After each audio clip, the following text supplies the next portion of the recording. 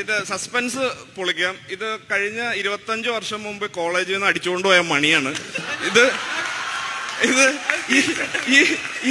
ഈ മണി സർവഹിച്ച ആൾക്കാരാണ് ഇവരൊക്കെ. ഞാൻ വേണ്ടെന്നൊക്കെ പറഞ്ഞാണ്, പക്ഷെ ഇത് കൊണ്ടുപോയി.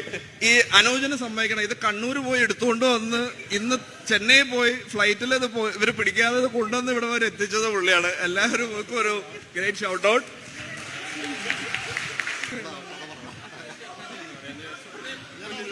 സാറെന്താ രണ്ടു വാക്കാറ്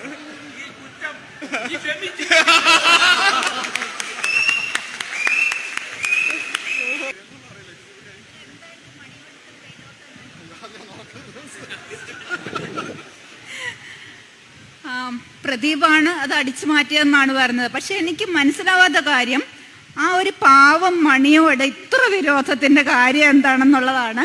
അതും കൂടെ ഒന്ന് വിശദീകരിച്ചാൽ നന്നായിരിക്കും. എന്തായാലും ഞാൻ ഈ മണി കോളേജിൽ കൊണ്ടുവയ്ക്കും. ഞാൻ എല്ലാവരോടും പറയുകയും ചെയ്യാം.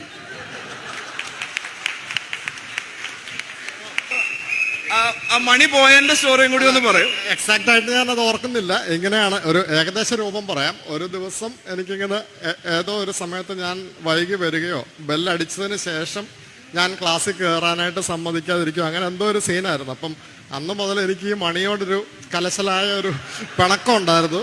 അപ്പം എന്നോ ഒരു ദിവസം ഒത്തു കിട്ടിയപ്പോൾ ഞാനിത് അടിച്ചു മാറ്റി. അപ്പം എനിക്കിത് വീട്ടിൽ കൊണ്ടുപോകാൻ പറ്റത്തില്ലായിരുന്നു, ഞാൻ ഡേ സ്കോളറായിരുന്നു. അപ്പോൾ ഈ സാധനം ഞാൻ അന്ന് അനൂജിൻ്റെ റൂമിൽ കൊണ്ടുപോയി, അനൂജ് പഠിപ്പിച്ചിട്ടായിരുന്നല്ലോ, അപ്പോൾ അനൂജിൻ്റെ റൂമിൽ കൊണ്ടുപോയി അനൂജിൻ്റെ മാട്രസിൻ്റെ അടിയിൽ ഞാൻ വെച്ചിരുന്നു. അതങ്ങനെ 4 വർഷം അവിടെ ഇരുന്നു. അതിനുശേഷം അനൂജ് പാസ് ഔട്ടായി പോയപ്പോൾ അനൂജ് അത് വീട്ടിൽ കൊണ്ടുപോയി. അതെ,